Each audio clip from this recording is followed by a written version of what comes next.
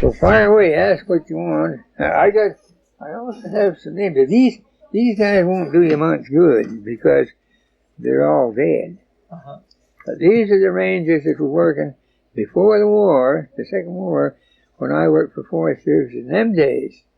And that was George Pilthorpe, Bill Shoup, Jimmy Robinson, and Hopi Brewer, and Denny Crothers. They're all dead. Mm-hmm. I outlived them all. And they were all good rangers. And in those days, there was no such thing as power saws. Everything was done with crosscut saws, axes, and grub hoes. And we worked hard for 2 bits an hour. And most of the food was beans and bully beef. And you slept out the best way you could. It was difficult to get stuff in. Everything had to be brought in on your back or pack horses. Mm-hmm. And the work was hard. You had to work hard in them days. And I mind one time off on the Rover Creek, we backpacked in. We had no horses at that time, and we backpacked in the big fire at 10 Mile. I wonder if we could just set that there. Yeah. That's comfortable. Up on 10 Mile Creek, we've had a fire in there. We had about 450 Duke boars in there, and they had to pack food into them on the back. I was one of the packers. I was head packer, and we had 6 men packing on backpacking into it. It was hard work, but I was young. I was only 16, tough. And then I was on another one. This was about 1933, and if you have been through the valley from Salmo to the border, well, in those days it was a solid mass of giant cedars, fir, and hemlock. Great forest. And that year it burnt out right through to the border. That was one of the best, biggest fires I had, to my mind, here in them days. And they had men and horses and gang plows and breaking plows. There was no cats in them days. Everything had to be done by hand or horses, you see, and everything. We worked hard. And then you had to be able to handle the crosscut saw and an axe, too. And were you born in Nelson? no, I was born in Winnipeg. A little better than 75 years ago. And we came west when I was a year old, and we landed in Atham here. And my father he owned a freighting business out of Atham here, and he freighted into all the mines there. He came out ahead of us. My mother and I came out. I was the first one in the family, you see. What was the name of the place where he had the freighting business? Athelmere. Athelmere. Where is that? That's about 65 miles north of where Canal Flats is. Yes. Well, you go right on, straight on up, and it's the far end of the Columbia Lake. Right at the, not the, I should say, the far end of Lake Windermere. Columbia Lake is the first one, and then Lake Windermere is the second one. And Athelmere sits right at the top end of the head end of the Lake Windermere. In those days, when I remember I was a little kid, about 5, 6 years old, the paddle boats used to come up the lake and go up to Columbia, or down the Columbia, actually, to Donald, which was the county seat in those days, you see. And the bridge at Athelmere now is a fancy big bridge. Them days it was a big bridge, and it had a turntable, and it used to turn and let the paddle boats go through. I remember, I was just a small kid. I remember the fire it burned almost from Kimberley right through to Golden on the left-hand side of Columbia River going north, when the CRL lumber company was logging in there, and it burnt the whole thing out. You go through there, if you had occasion to go through there, you'll see for miles and miles and miles and miles, you can see evidence of the whole fire that burned everything out. And then I was, just before I was old enough to go to work, it burned again from Kimberley right through to Canal Flats on the same side. Mm-hmm. And then we had a big fire up on the White River at Grave Creek, and we had 11 cats on that fire, and there's just about 200 men. I was cat foreman in there. They had cats crawling all over the mountain up in there. And this is in the 50s now. See? Now, them things improved.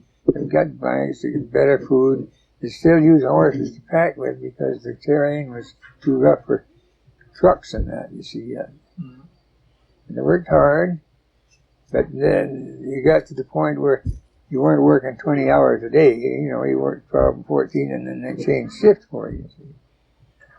Back in the 30s, it was nothing to work 24 hours, and then people come out of there near dead for no want to sleep, you see.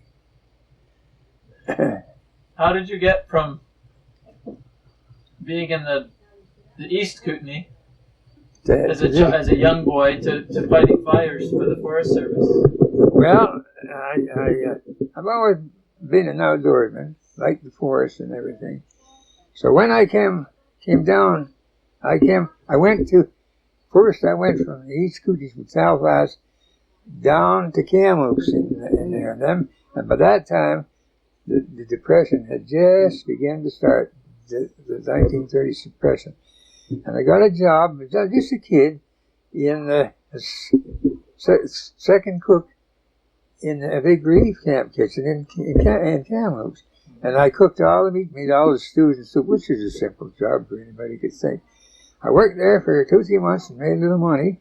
And then 2 of us walked from Kamloops to Trail. Believe it or not, it's a long walk, but we did.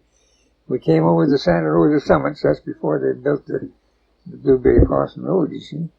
Come to Trail, and then the fellow I was with, he got a job in Trail, but I didn't like that smoky country, so I came through to Nelson. And my mother was living in Nelson then, you see, so I came through to Nelson. And at that particular year, that was in 1931, first day of May, second day of May, I landed in Nelson at 5 o'clock in the afternoon.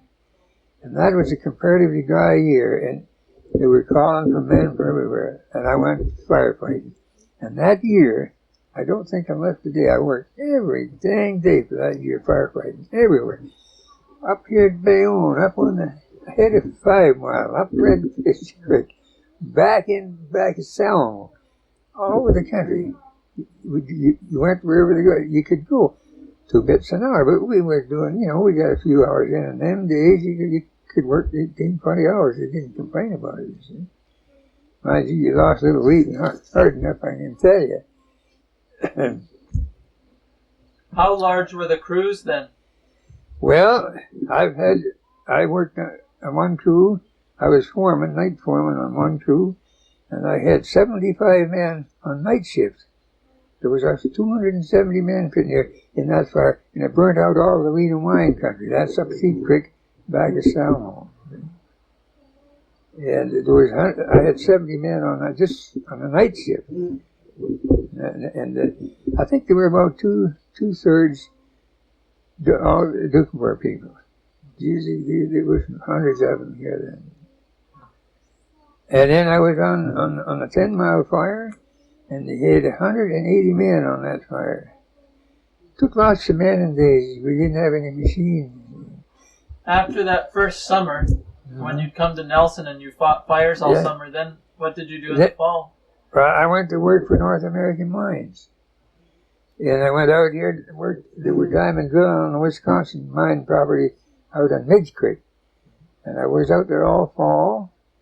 And then I came back in when they shut down for the winter, and I went to work in the Yankee Girl mine up there in the, I forget the level it was on, just a mucker with a shovel.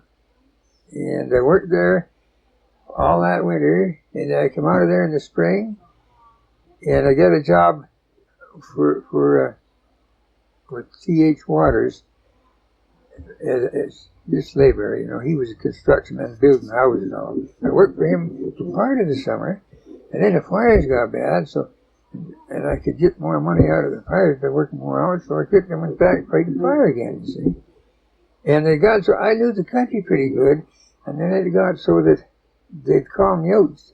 They had a fire, say, up in Whitewater or someplace. They'd call me out because I knew the area. I could take a crew of men in there like nothing.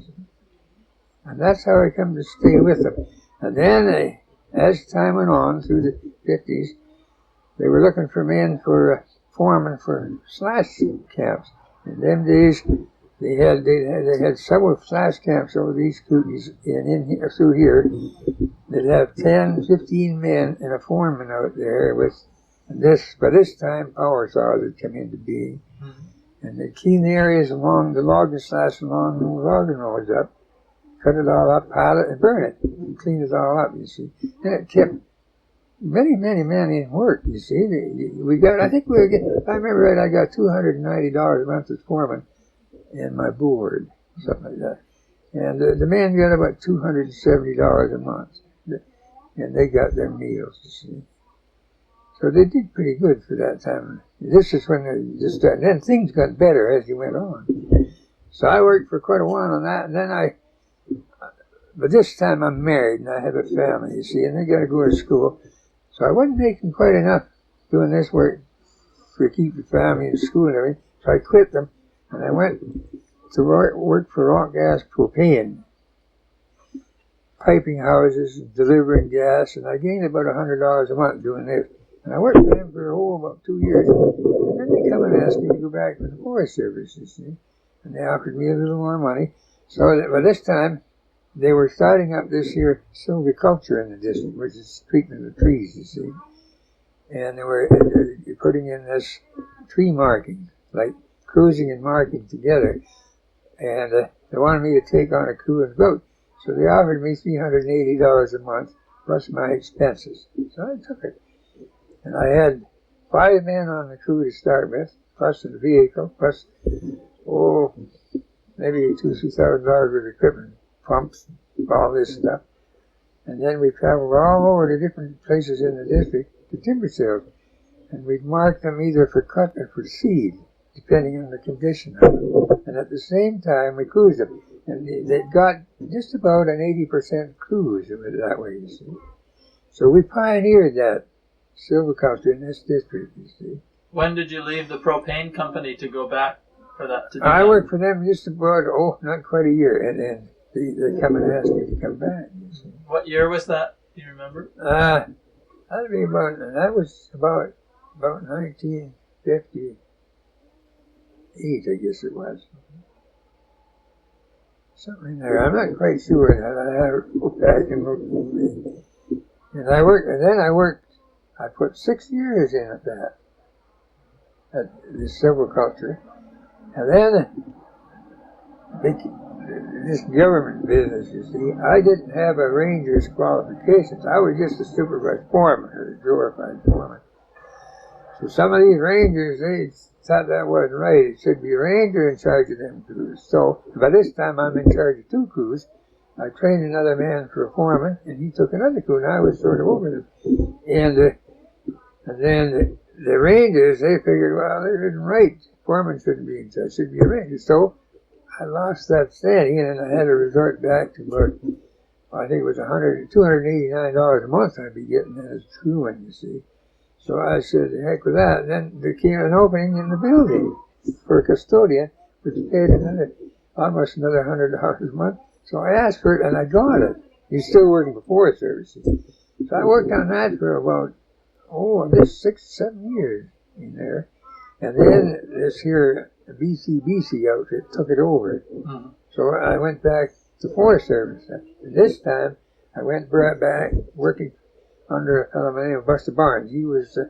He had the rating of assistant ranger, and he was in charge of all the conditioning of all the back excess roads and all that. And I went in there as a cat driver and running a loader for gravel. And I worked on that for, I guess 3, 4 years. And then I came back, and by this time we're into the 70s, Britain here, you see. And I came back in to work in town here for a while. And but this time they had built this big complex down here. So they wanted me to go to work up at the complex, you see. Mm-hmm. And they offered me a job, sort of grounds and area supervisor. And I had to look at see that the grounds were all kept properly, And the vehicles all had to be stored properly, and trailers and all this stuff, you see. Plus, I worked in the shop, too, as a mechanic, sort of. So I spent the rest of my time there, right up until I retired in 1981.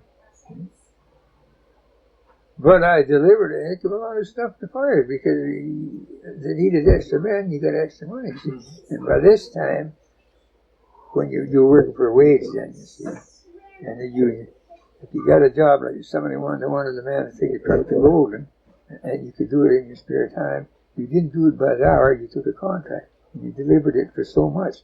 So you got that money without any deductions for income tax or anything. You see. So it was extra money. So I did a lot of that. Delivering out to fires and everything, you see. But well, it was a good life. It was hard work to begin with. Matter of fact, there was sometimes, you know, you were ready to give up. It was a tough being sometimes. And lots of times you couldn't get the food in you, so you'd go short, you see. Sometimes you'd be out late in the fall, like one year, I think it was in about 1935, we were on a fire at the headwaters of 9 Mile, that's the city watershed. And I had to take a crew of men in. I took 75 men in there to a fire. And the night we got in there, it snowed 6 inches, and we weren't prepared for that. And this was just in the tail end of September, see? And we were in there for 3 weeks. The fire had got into the big spruce and down into the moss, and we had an awful time getting out. And big snags all were burning, and we had to haul them all. And it was, you know, you were fighting a losing battle lots of times. And the weather was bad then, you see. No matter how much it snowed, it didn't put the blasted fire out. You still had to go in there and dig it out, you see.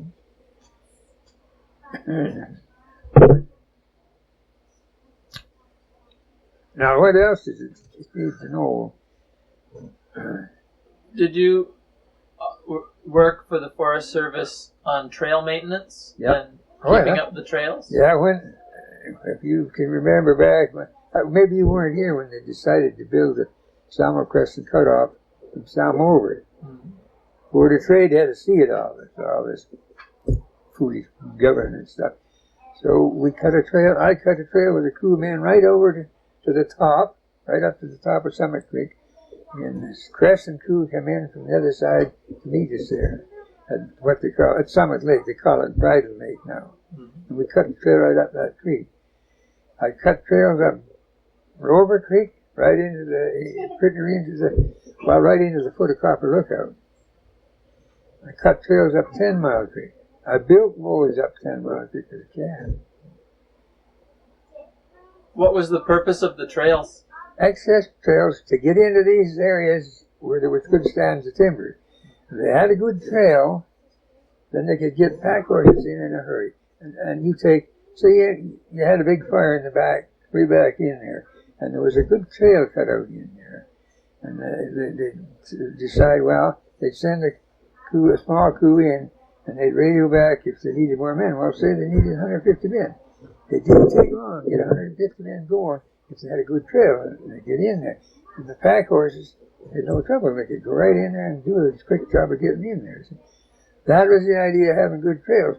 Then as time went on, through into the 40s and after the Second World War, then they started building access roads into these big stands of timber, you see, which made it all the better to be able to protect it. You see. That was the idea of the trail. Some people thought they built trails in just for people to go fishing, but it wasn't that at all. It helped them all right.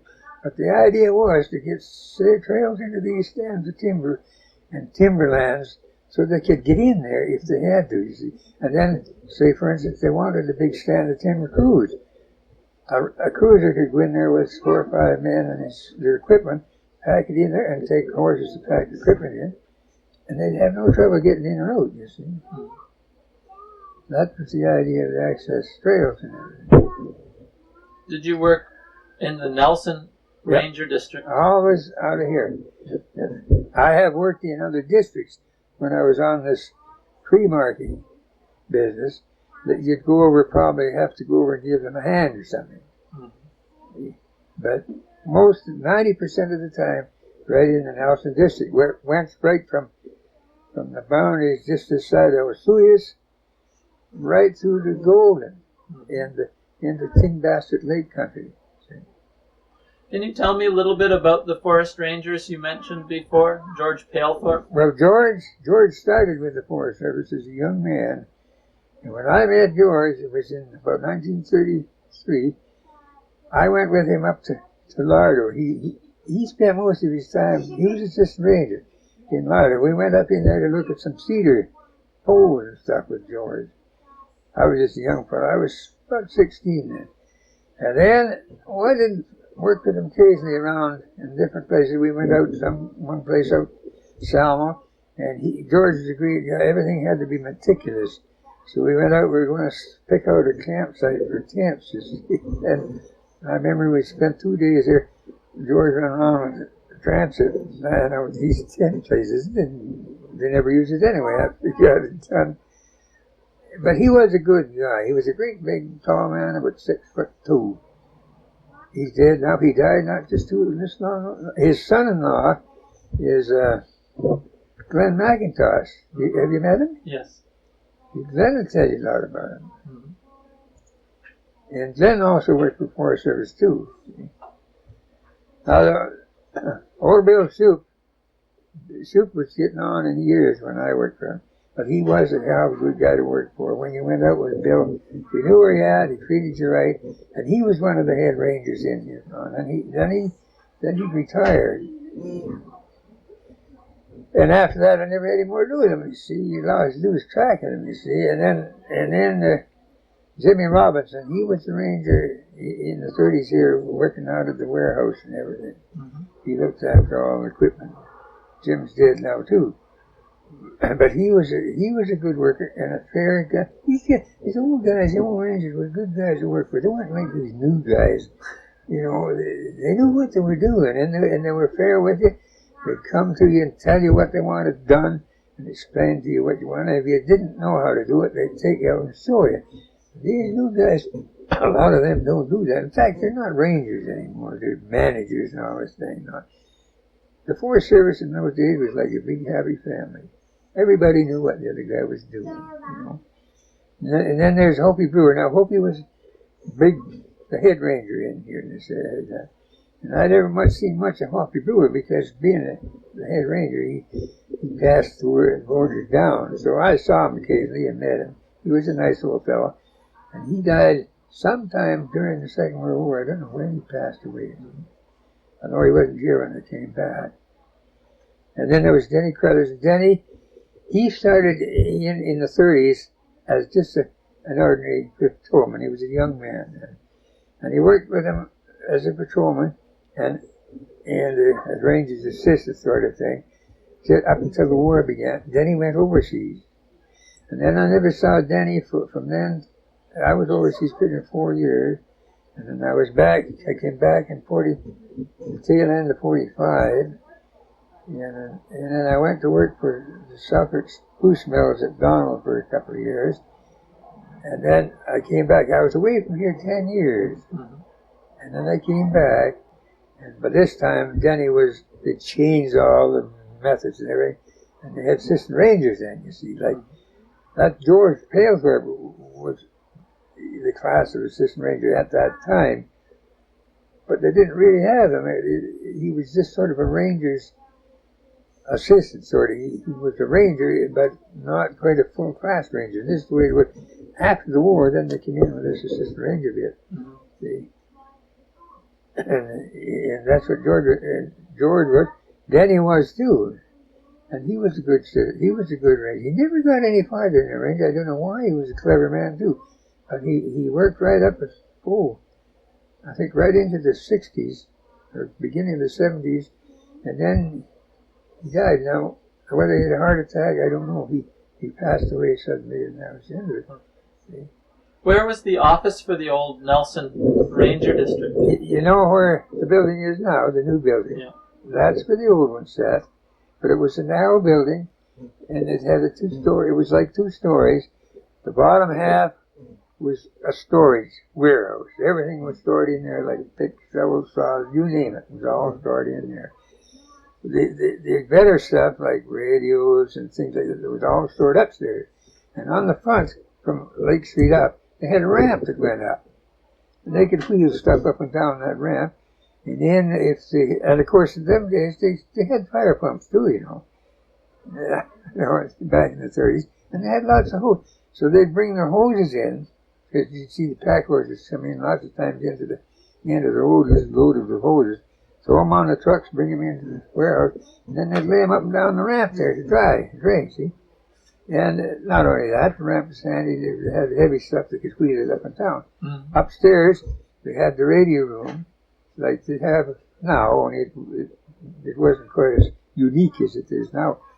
And then on the back end, they had a bit of a counter and one of these here electric two-burner hot plates, and that's where they made their lunch and they warmed up their meals and everything there.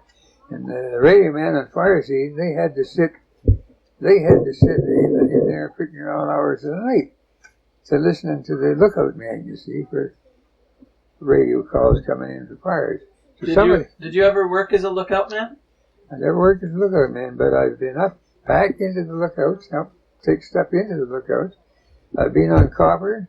I've hauled stuff up to Buchanan, up to Gibraltar. I've been up to Graves Lookout, taking stuff up. You know. Gibraltar? Where's that? That's up. You go in from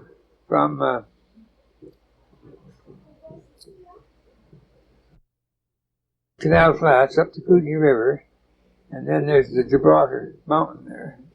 And you're on the and you go up, you go in through Whitetail Pass, you're on the right-hand side of the Kootenai River. Gosh, I can't think of any others old fellows. See, a lot of them are gone. They passed on, you see. Do you remember the first airplanes used by the Forest Service? Yeah, it was a Lockheed Electric. And I rode on it a couple of times out of here. It was an amphibious plane, landing on water. Uh-huh. They did, of course, in them days, a lot of old guys frown on that stuff, you know. They do better on foot, you know. But the airplane, they tried it and they used it for fast flying and for quick patrol work. But not too often because it cost money, you see. Mm. Besides that, they had to land on the lake all the time. There was no landing field here then, you see. But there was a Lockheed Electric, one of the first old amphibious ones. They used the airplanes for dropping supplies too, didn't they? They did after the Second World War, yeah. Then they had a Beaver, a float plane. Yeah. And they dropped so heavily, they were dropping stuff all the time. And then we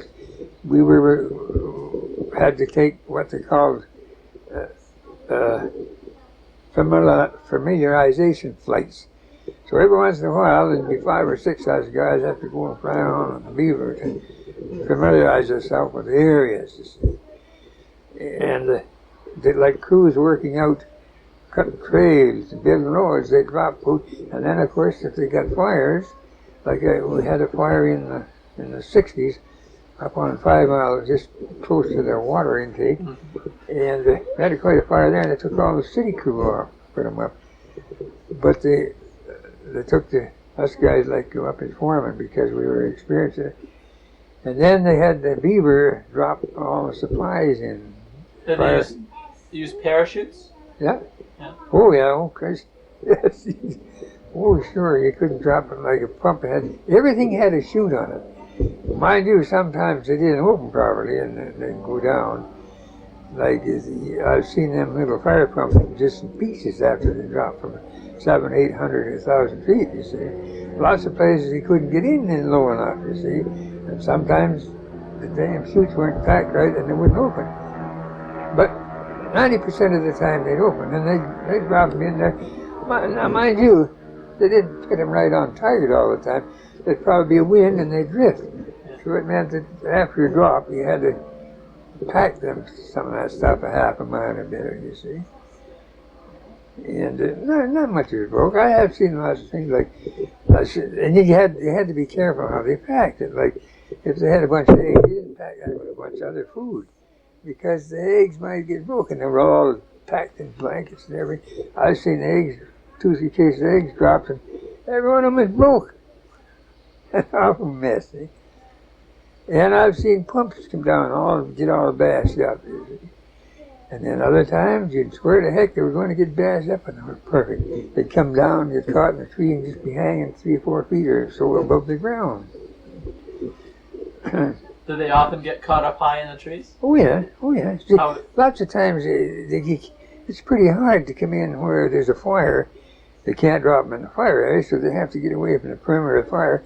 And lots of fire camps, they don't take time to clean off the trees and everything, so they come in and they'll fly over and they look and they see the camp down there, so they'll do their best to get it down through the trees. It's not bad though. When they hang up like that, they're easy to get out, see, and by that they don't get all bashed up either, see.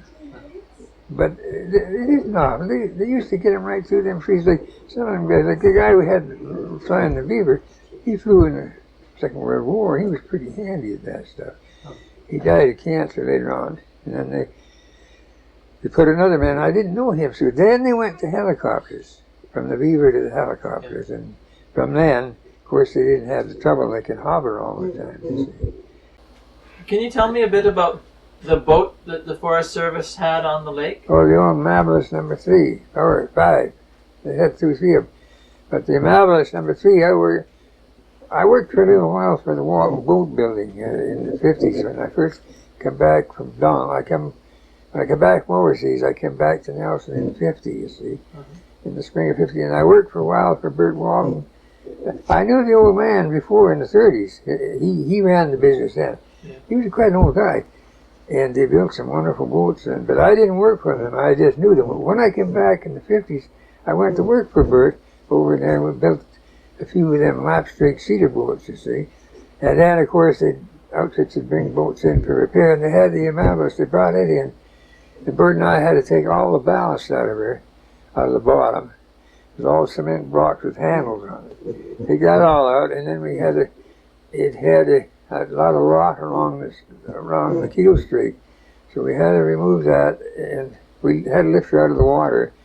And we put a new keel streak in her, and took all the rot out, and then we had to reseal the whole bottom, repack it all.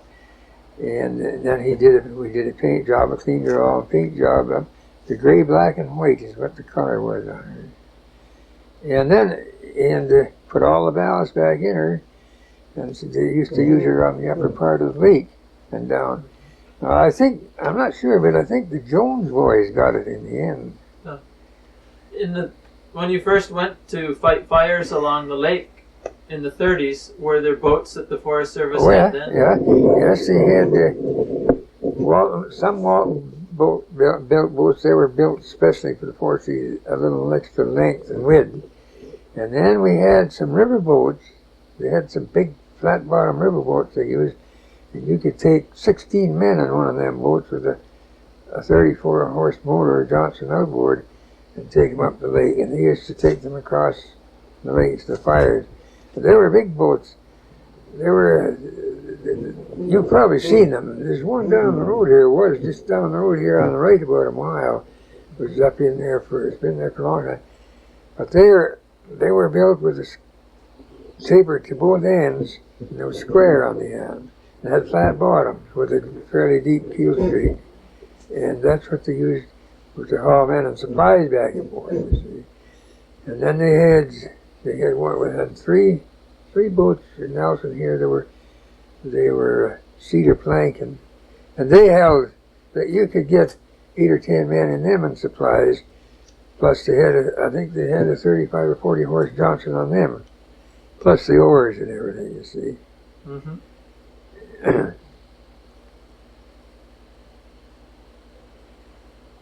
Let's see now, and then of course up in the larder they had 3 or 4 of them big river boats. I don't know whether Larry McNichol told you anything about that or not. His brother Jim worked in there and did a lot of work, and they had the big river boats in there that they used to take people in the fires and everything too.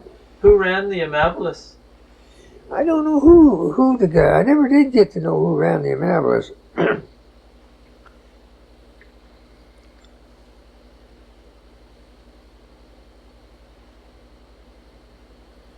But that was the largest of the Forest Service boats? Well, aside from LC-10, which was a big landing barge, you could take a whole cat across the lake on it. Where was that kept? That was kept in Castle all the time. What the hell was that guy's name? Barb! Oh, I thought they were out here in the porch. Barb, what was the last name of the guy that ran LC-10? Was it Rimple? Rimple, yeah. Pat Rimple. He was the operator on the LC-10 out of Castle. And I think Pat was on it for quite a number of years. And now, where LC-10 is now, I don't know, I think they're soldiers. No. But they could put a great big cat on there and a truck and a grader and everything and take her right across the lake, and she'd run onto the beach like she was a real landing craft, you see. And that's what we used at Sanger when we had the tree planting camps there, planting trees at Midge Creek and through the tie. They took all the big cats across on that, you see. And in the 30s, if there was a fire along the lake, what would they do? Before the war, what would they do if they needed to move a crew into the... Well, they just move them in there with boats. Or if they were along the lake, lots of times they could take them in by freight train and just drop them right off the railroad track and unload them right along the railroad track, you see, and then they'd go up the mountains and in there. Did the Forest Service have a speeder or... No, they didn't have any equipment like that. They had boats, and they didn't own any pack horses, except the patrolmen. Any pack horse they need, they would hire these packers and guides, and they'd come in and do it, you see. Did you work as a patrolman? No, never as a patrolman. Where did they have patrolmen in the Nelson Ranger District? Oh, they had patrolmen up in the North Fork of the Salmon. They had patrolmen back up in behind Copper. I believe, and then I know they had patrolmen in the Lardo, and I believe they had patrolmen back into the 6 Mile Lakes and that. They looked at them days. Of course, they had to have more patrolmen to the area because they didn't have. They usually worked on foot. They'd pack out their food out to wherever they're going to stay, and then they'd patrol out of there. In later years, when they had trucks, half-ton trucks and that, they didn't need as many patrolmen to an area. So see, they'd give him a whole area and he could get it with the trucks and each one, you see. They had, in the Nelson District that ran through the Canal Flats, they had patrolmen up the White River, they had patrolmen up the Kootenai River, they had patrolmen in on the Vermilions, patrolmen in on the spill machine. That looked after the area and the trails and that. In his spare time, he cut out the trails and everything. Before the war, and when you were on a fire, if you were quite a ways into the bush, how did you keep in contact with the ranger? Radio. They had radios then, you know. In the 30s? Then they had radios in the First World War. Yeah. They weren't quite as unique as they are now. They didn't have war. It was a big square black box, but this much, and they had to have the dry batteries, and the Mickey Mouse batteries. And when the radio man, he was responsible for all that equipment. When we went into a fire, that's the first thing he did. They set up the radio depot there around the camp. Usually it was right next to the kitchen, so we could reach the coffee pot. That's what it was. And what if it was a small fire? And maybe just a half a dozen men on it. But they still took it to radio. Yeah, and if they needed help, but they thought they couldn't handle it, they'd call out, and the guys would come in. They'd send in some more men, you see. But radios didn't always work well, did they? Not too bad. No. I've used them. I worked on I had a road building camp on the North Fork, on the main Kettle River, up from Westbridge. We were up there 60-some miles. And I have sat there in the morning, and then this was the old-fashioned radio with the black bar. And I talked to the patrolman in the Palliser, way up above Canal Flats, 500 miles away. Looks like nothing. Come in, just like nothing. You'd be surprised how them radio. See, it takes more to send than it does to receive. And then it'd come in just like nothing. I would radio my order. I couldn't get Nelson here at all because there's a dead spot somewhere. I'd radio from up on Moore Creek, on the way up on the Killer River, right through to the Palliser to only Oscar Swede fella. I'd radio my order to him, and he'd take it all down, and then he'd radio it through to Nelson, and then they said bring it out to me. That's the way you had to do it. If you couldn't get into Nelson, you got into the next place, and they took the message in for you. Was everyone on the same frequency? Well, yeah, your force was on that same frequency, you see. You got off the darn thing accidentally, then you had a devil time picking them up again, see. But those old black boxes, they were good radios. And then, of course, times changed, and then come the walkie-talkie, you see, the little fellow, they were good radios, too. Less to carry, and they cost a lot more, too. Did the equipment, such as Pulaski's and back pumps, was that new, or did you have those right from the beginning? No, they were right from the beginning. That changed with the times. They corrected them and made better ones. Yeah. But when I was a young lad first starting, they were grub hose, not Pulaski's then. Yeah. The old grub hose, they looked like somebody beat them out of an old piece of iron and just throw them on a stick and send them out. They were crude looking dams. And as time went on, you got better ones. Until then, in the after the war, then they came out with the Pulaski, which was an axe plus a grub hole. You've probably seen them. I've used them, yeah, see. And that was a much, much better rig, much better than the old grub hole. And the old grub hole was soft metal. It was never tempered properly. And after a day's work in gravel and everything, it looked like a goddamn hammer instead of a grub hole. You know, it was all pounded out. And of course, there was the saws, and the big crosscut saws. And you always had to make sure that you had a man or two that could file saws, and you hired him as a filer, and he went out, and that kept him busy filing saws, you see, because there was a lot of saw work in them days, cutting fallen stuff, and then you cutting out fire guards. You had to cut the stuff short so the men could handle it. There was no cats to push it out of your road. Mm-hmm. And then there'd be a crew coming behind with the grub hose and everything, digging, loosening it all up, and the crew behind that was shovels, throwing it all into the fire and making the fire guard 4 or 5 feet wide, you see. Yeah. It was hard work. It's a lot of handwork, isn't it? Oh, God, yeah, it was. I've seen men with blisters on their hands as big as silver dollars, and they needed the work, and they hadn't been probably working on, never been out on a fire or something. And out they'd come, and they'd put them on a shovel or something, and their hands would be blisters all over, and they'd be tired right out. But they couldn't get any other work. They had to take it. In the 30s, you took what you could get, 2 bits an hour. In the days wasn't to be sneezed at. Well, as foreman, that must have given you the odd headache. Oh, yeah. I remember one time I was foreman on night shift up in Harino Mine, and I had 70 Duca boys on it in this big area. And I never sat down all night on them things. I kept going around on this. I remember this old boy and his son. 3 times I had to wake them up out of the brush and get him back on the fire line. And finally, the last time around, the old Duca boy said, "What's the matter with you? You crazy? You don't go to sleep?" I said, "Not when you guys are around here." But they got off in the bush and went to sleep, and the fire jumped the guard, they could get burned to death or something, see. You had to watch them keep moving, see.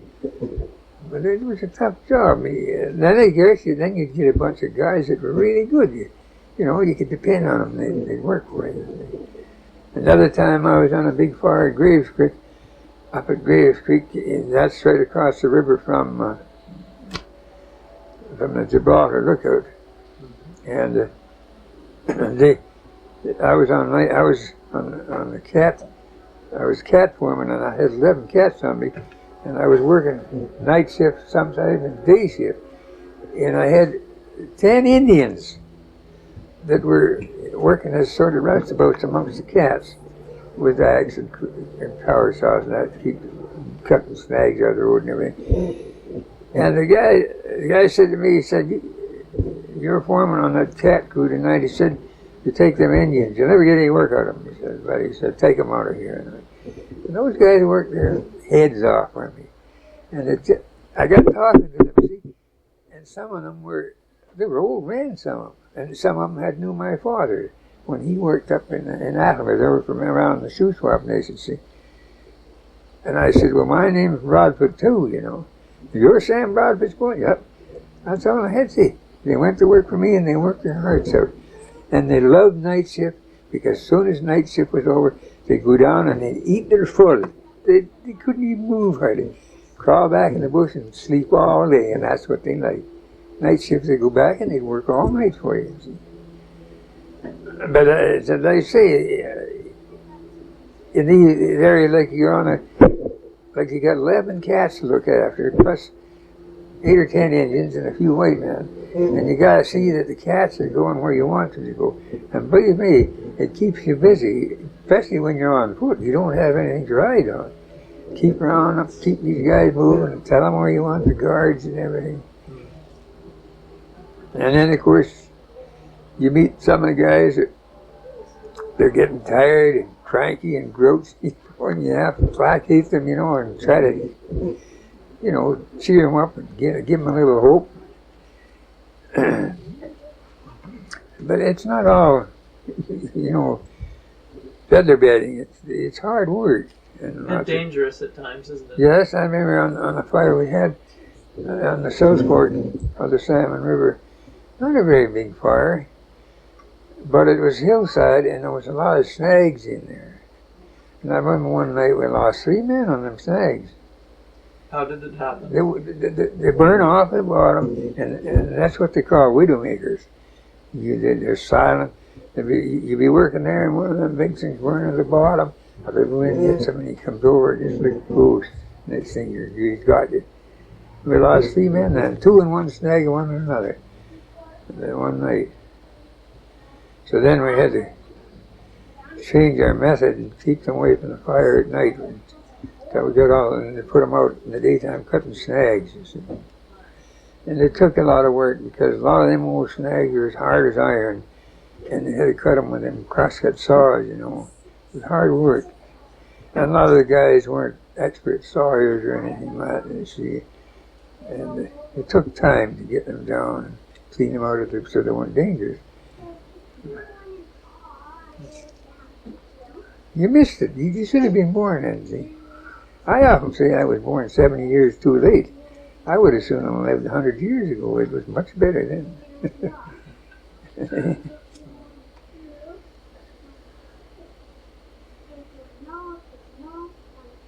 Did Walton use local wood for his boats? Yes. He and then he had some of it shipped in, but he used local cedar, and he used to get it. He got some of it from Kootenai Forest. He'd give them an order for cedar, and he asked for fairly good clear cedar. But then you see, when he got it to the shop, he recut it. Everything went through a resaw. Everything went through a shaper, you see. And they were all shaped so that they fit on the boat and the lap, you see. So he'd get a load of cedar out of the yard there, and it'd be comparatively clear, and be all seasoned. Them, of course, they didn't have the dry sheds in them days, you see. And he'd get a load of that in. That was before he put their dryers in, you see. And they seasoned it right in the yard. He'd get a load of that in, and then he'd get an order for maybe 2 or 3 boats, or he'd set, we'd go together one morning, and we'd start cutting and shaping, and we'd put out enough stuff for 2 or 3 boats. Everything was shaped and piled in his own piles, you see. And he made all his own oars out of cedar. Except the many oars I made. Shaped them all first, and just flat with a long piece of handle on. Then you went to work with drawing knives and everything, and cut them all out, so they were spoon shaped and everything. That was all done by hand? All done by hand, yeah. And once you got them cut, you shaped them, see. You know, you had a blade about this long, squared off, and then the handle out. And then you went to work and you shaped them with a drawing knife and sanders and everything like that. You didn't turn them? Well, when he was sanding. No, he didn't know you did it with a drawing knife. And when you sanded, he put them in this rig and they turned, but not fast. And then you went all along and sanded them all. And the blades, you had to do that by hand. And they were all spoon shaped. And every one of them was a metal shoe on the end of it. You know, on the tip of the blade, he put a metal protector on there. And you used cedar for the oars? Or yeah, oh yeah. Oh, some of that cedar, good stuff, is strong. And he used spruce too, but when he used cedar, he charged him a little more for cedar, you see. But the cedar oars are nice, they were light, and once they get dried in, gee, they were good oars, you know. Oh, Russ Fletcher, he had a Walton Bill boat there. I don't know what he done with it. Right up until here just a year or two ago, he had one in his back shed there up on the racks. Mm-hmm. He probably told you about it. Did you ask him about the Walton boats? No, I didn't. He could build boats himself. He was an excellent carpenter and an excellent gunsmith. Yes, I saw his gunstocks. Yeah. But Walton built a lot of boats around here, and he built several launches in here, and I think myself, they built the Amabilis for the Forest Service, but I never did ask them, but they all seemed so familiar to them, you see. And when the old man was alive, then the two, Bert and his brother and the old man, and they had another man hired. They had a good crew in them days because boats had a great demand in them days. And I often used to think that he must have built the Amabilis. Mm-hmm. Did you work for any of the Nelson sawmills? I worked one fall for that's when I came back from the overseas. That was in the 50s. I got a job working night shift down to Kootenai Forest, and I was planer man on there for a few nights. And was it called Kootenai Forest then? Yeah. Is that what it was called then? Yeah, Kootenai Forest, yeah. And I worked there as few nights on a planer, and then they were going to put me on. They had this new cat coming in, and they wanted me as cat driver because I could operate a cat. And damn, this other guy, they started doing a little politic, and this other guy got it. So they came to me and said, "Well, look, you take that new straddle buggy. Them are them big things that go over the lumber and pick it up." So then I finished out running the straddle buggy for them right up. I worked for, I think it was about 3 months, 3.5 months I worked. And one day I went up to 6 Mile Lakes fishing. And here they had a slash camp up there, forestry. And the foreman, he didn't like it up there. A fellow by the name of Peters. He was Glenn McIntosh's brother-in-law. And, well, I said, why? Well, I said, I wish I could find somebody to take the job as foreman. I said, you got him. If you can get me the job, I'll take it. And he radioed down to George Piltharp, his father-in-law. And George said, if he's there and he wants it, give it to him. He said, you come up. And I took the job. And that's when I started back in the Forest Service after the war. You'd been working at Donald before that, too? I worked at Donald for Selkirk Spruce Mills. I drove cat, jammer, and then I hauled lumber from the Blackwater Crossing into Golden, which was about an 80-mile round trip. Was that all after the war? All after the war, yeah. I went there in 46. Yeah. Well, the tail end of 45. I came out and I went there in 46. I went 46 May. I landed there on the 15th of May, 1946. And I left there, I think it was just around the 4th or 5th of March in 1950. And I come down and moved down to Nelson. Went to work for Walton then? Well, no, when I got here, I kind of had to scout around, you see. And then, what's his name? Fellow said to me, he said, when I left here, I had been doing some work for Tom Waters, contractors. And he said to me, "You don't have to go overseas, Bruce. You stay here and work for me." And I said, "No, I think it's only right I should go." Well, he said, when you come back, there'll be a job here for you. So when I came back, I went down there. I just figured, well, I'd go to work. There was no job. Old Tom didn't have it anymore. He was sick. His son was on it, and they weren't hiring. So then I kind of hung around with no job for a while, and then I heard about Bert wanted somebody to help me, you see. So I worked for Bert for the balance that summer, and then in the fall, I got this job in the Cootie Forest. I worked there right up to late fall. Matter of fact, when I went up to work at 6 Mile, the frost was heavy on the grass, and there'd be a little spattering of snow every night. So that was late in the fall, you see.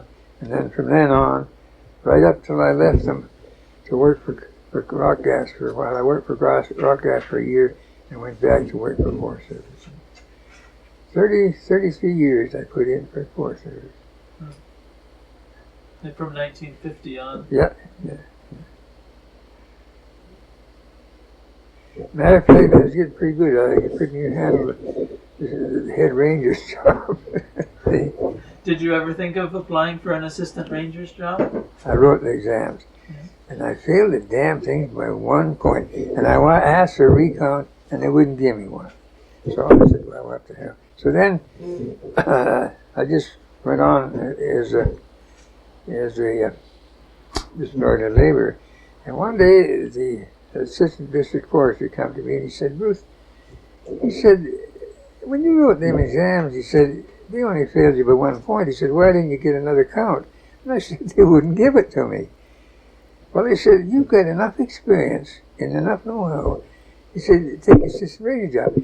I'll give you a choice." He said, "You take the assistant ranger job at Canal Flats, or we'll go out to Porcupine and take over the suppression camp and run that crew." And I thought, gee whiz, if I go to Canal Flats, I got to move all my family and everything. I'll go to Porcupine. And I took that job. And from then on, I ran the suppression camps and the slash camps until I came back in to go on the silviculture and worked on that. Oh, hell, I did pretty everything that was good. I even went janitor. I even did that work. And they moved out. They moved from downtown out to Ridgewood Road. I wasn't here when the road. I was out working for Barnes, under Barnes Forest Service, gravel and roads and everything.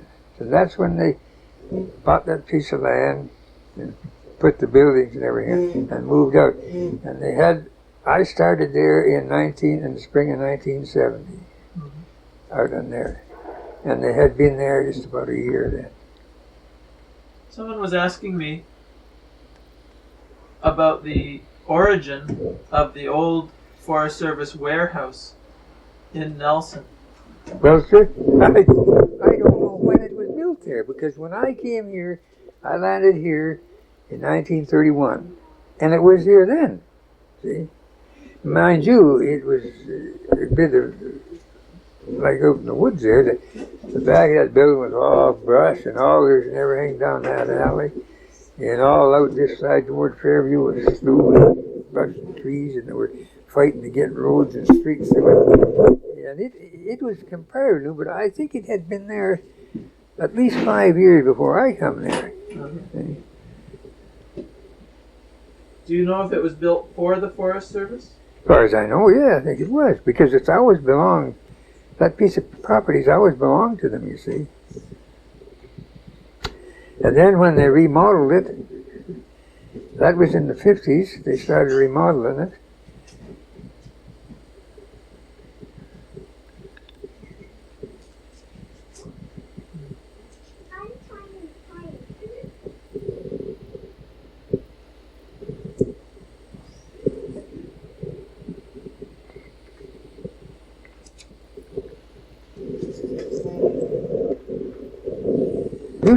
You try to get a hold of Cooling.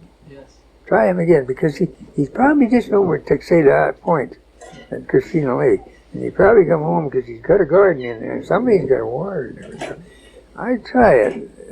Matter of fact, I'd even get his address out of the phone book and drive up to the house. It's just straight up, I forget the damn street, just up, you turn and go up from, up the hill by, that Texaco, well, it's a Shell station on the right-hand side of Nelson Avenue. You turn there and go right up the hill through the lights up there. And he's up just before you go to turn the corner onto 8th Street. And he's got quite a nice garden, he's got a nice place there, and he has a good garden. So I imagine that he won't be away too long before he'll be back to look after it, you see. They were a good outfit. They were well-meaning, a good outfit. They worked hard. They didn't have the money to work with, and they didn't have the conveyances that they needed. But the way I look at it now, they did just as good a job then as they do now, better in fact. And they didn't have all this falderal to put up with. They did a good job when they went out. They worked hard.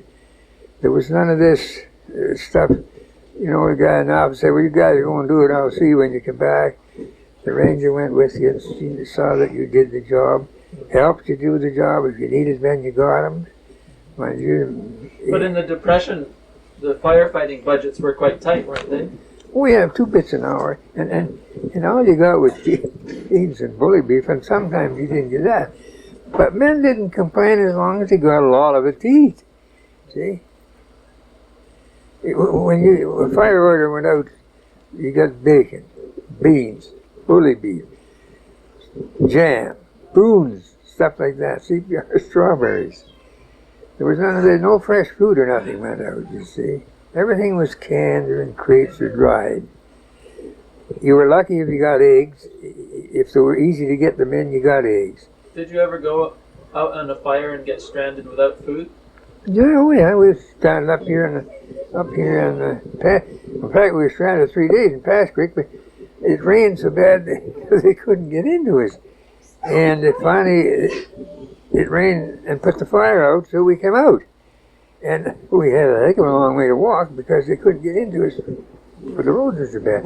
But we ran out of grub, but it wasn't bad. You know, when we got down there, of course, there was lots of grub, even lots of grub then.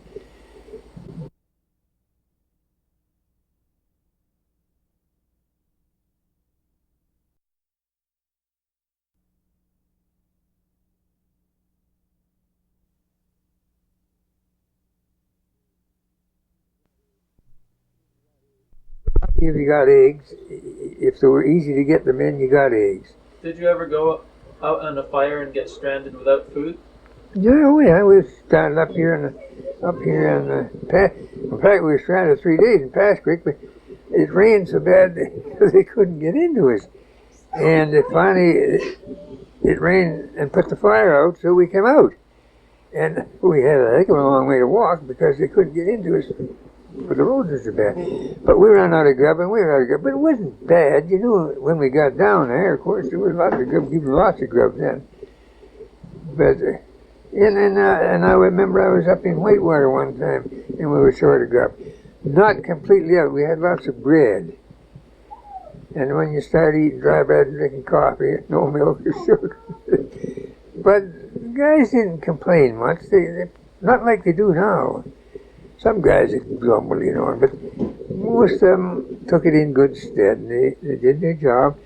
And another time we were up on the head of 5 Mile, and I sent out an order by radio for this big order to me, and they had to bring it in the pack horse. A guy in town here, he got mixed into it, and he said, you don't have to go up this way. I know the road in. So he's going to lead the pack horse in, and he got lost. And they were waiting 2 days short of grub. The pack horses were around in the bush up here in the mountains. They didn't know. Because this guy, he knew all about the trails. And the fellow that knew the trail, they didn't bring him back. See? Put this other guy on.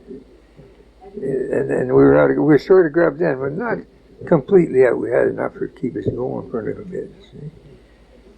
But that was just the fault of the packer. He believed this guy that was telling him he knew the trails. The packer didn't know the country, you see, and he had to have somebody show him the trails.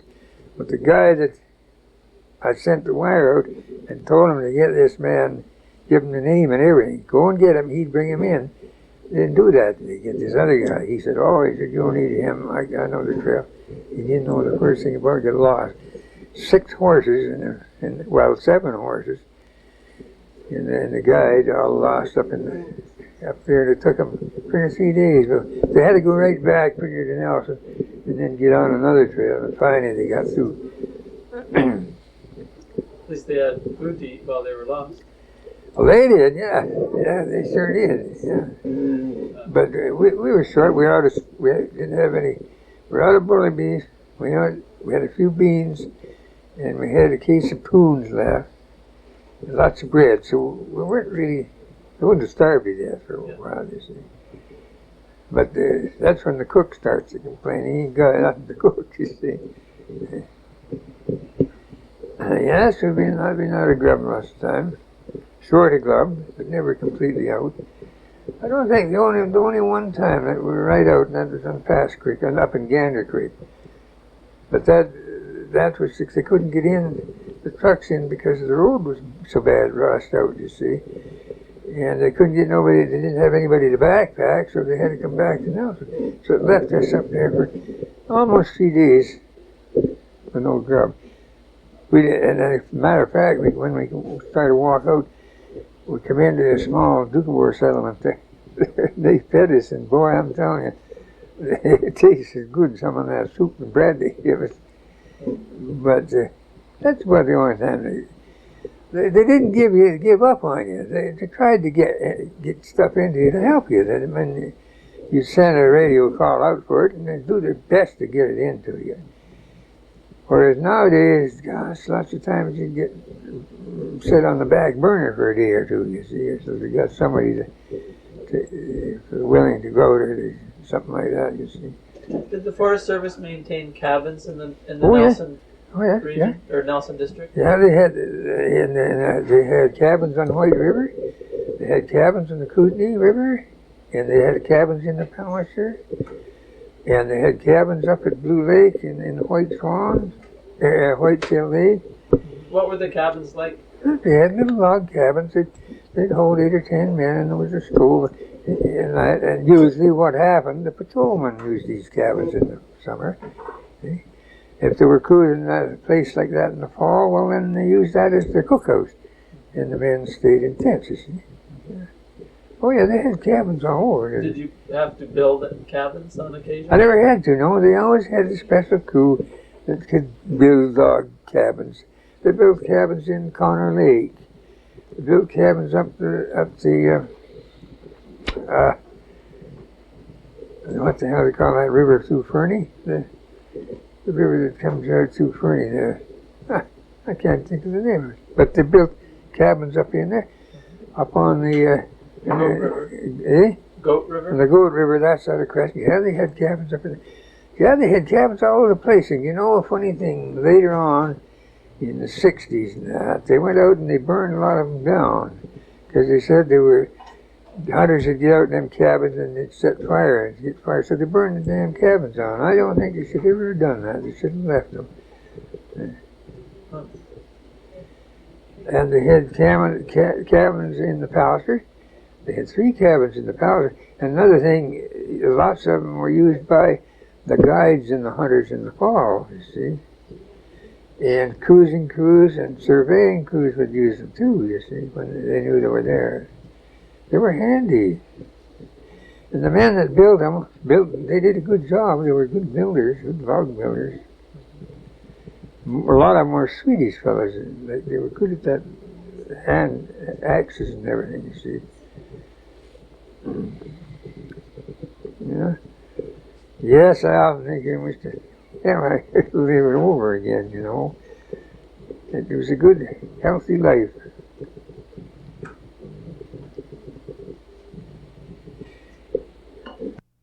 And then I went on, like I spent some time tree planting. Like just before I retired, I used to go to a little tree plant, take crews out and tree plant. And I worked out of Cranbrook. It was the second to last fall I worked for them here. I went over and took out a tree planting crew out of Cranbrook, and they're all women. And we planted something like 280,000 spruce trees in the fall there. And they were working on about 6 inches of snow, which is a good time to plant because it's lots of moisture. And those women used to plant 600 and 700 trees a day. You wouldn't believe it. And I had one old lady, she was a great-grandmother. And she looked like a piece of rawhide, just as tough as both nails. Yeah, the best crew I ever had was, I had 15 women there. And the 16th, I had 16 to start with, and the 16th was a 20-year-old girl. She only lasted 2 days. And them old girls stayed right there, boy, and we planted all them trees. And I remember the last 2 days we worked, it was blowing and freezing and cold, and you never even heard them complain. And then I went out the next spring. See, they'd get to hear they'd need a man so to come down and take you see. Asked you to come out, somebody else to take your place down here. So then I went to Sanka, and I was in charge of the big tree planting camp there, 2 springs in a row. And then they used a helicopter, and they were flying them across the lake from Sanka over to Midge Creek and them places, planting them. And they had a nice big camp. You wouldn't believe it, it was like a hotel. And I used to say, you kids, you're complaining about things now. You should have been when I started out. We lived in camps and under canvas and eat your stuff off of tin plates, and if you got it, you see. And then, of course, I went through that phase, and then after that, they changed their methods again. So I stayed back with the complex and finished out the rest of my time there as a ground supervisor and foreman.